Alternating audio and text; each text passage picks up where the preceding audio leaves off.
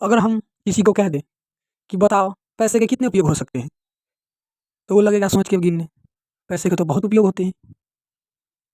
यहाँ वहाँ ये करने में, वो करने में अनेकों खर्च होते हैं, अनेकों काम हैं जिसमें पैसे लगते हैं। तो वो बताएँगे पैसे के बहुत उपयोग होते हैं, और वो कभी कहेंगे गिन ही नहीं सकते पैसे के कितने उपयोग हो सकते हैं। और हम बताते हैं पैसे के 3 उपयोग होते हैं, और 3 से अधिक होते भी नहीं है। पहला होता है दान, दूसरा भोग।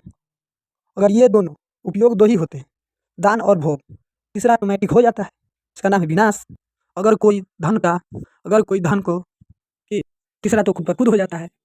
अगर कोई धन को दान और भोग नहीं कर रहा है, तो उसका विनाश खुद पर खुद हो जाएगा। आप कहेंगे ये तो 3, इसमें तो और भी हो सकते हैं।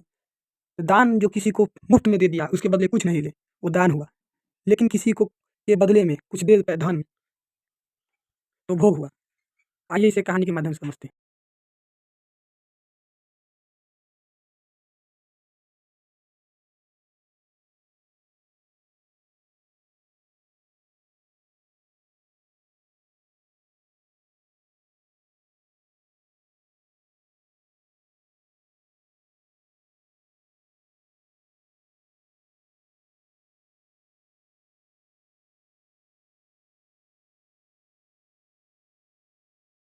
पैसे के कितने उपयोग होते हैं? पैसे के 3 उपयोग होते हैं। पहला दान, भोग और विनाश। 2 उपयोग किए जाते हैं, तीसरा खुद पर खुद हो जाता है। अगर किसी पैसे का या धन का दान और भोग नहीं किया जाता है, तो उसका विनाश ऑटोमेटिक हो जाता है। आइए इसे एक कहानी के माध्यम से समझते हैं। एक गाँव में एक दानी बाबा रहते थे। वो दान कुछ करते नहीं थे, बस नाम का दानी थे।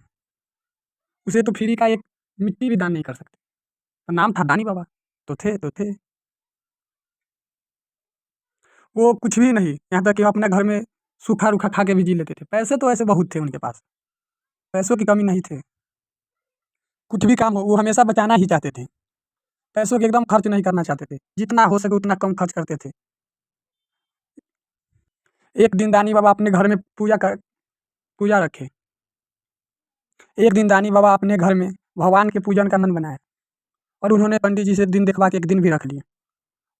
पंडित जी ने जितना सामान लिखवाया था सब ले आए। कलश स्थापन के लिए उन्हें एक नारियल लाना था, और वो चल पड़े बाज़ार में। बाज़ार में गए तो उन्हें सबसे पहले एक दुकान पे एक नारियल दिखा। उस दुकानदार से दानी बाबा ने पूछे, ये नारियल कितने का होगा? दुकानदार ने कहा, ये नारियल 20 रुपए का होगा एक। दानी बाबा बोले, इससे कम में नहीं होगा क्या? दुकानदार बोले, आगे जाइए। दानी बाबा वहाँ से चल पड़े। चलते चलते उन्हें एक और दुकान दिखा।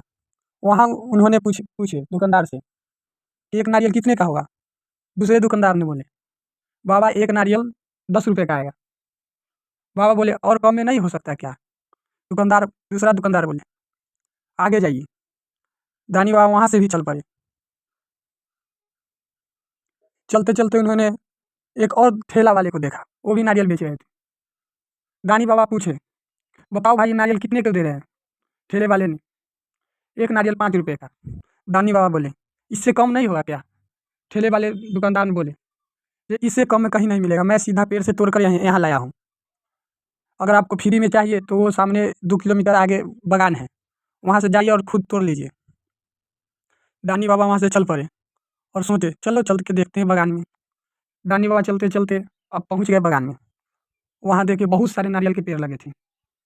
एक बार उन्होंने जब ऊपर की ओर देखे तो एक बार तो डर आ गया उनमें, इतना लंबे लंबे पेड़ को देखकर। फिर भी उन्हें पैसे बचाना था, हिम्मत बांध के चढ़े। चढ़ते गए और फल के पास पहुँच गए। कैसे भी करके फल के पास पहुँच गए। जब पहुँच गए तो उन्होंने एक नारियल को तक हाथ जुमाया। बड़ी मुश्किल से हाथ जुमाया, जुम तो नहीं रहा था फिर भी जुमाया, क्योंकि उन्हें पैसे बचाने थे। अब नारियल को धो के लगे तोड़ने। नारियल बरियार, और कहाँ से टूटे। उन्होंने एक हाथ से तोड़ते तोड़ते कब दोनों हाथ लगा दिए उन्हें पता ही नहीं चला, और वो लटक रहे नारियल के साथ, और लगे चिल्लाने, बचाओ बचाओ बचाओ, कोई तो बचाओ, बचाओ बचाओ, कोई तो बचाओ। वहीं पास में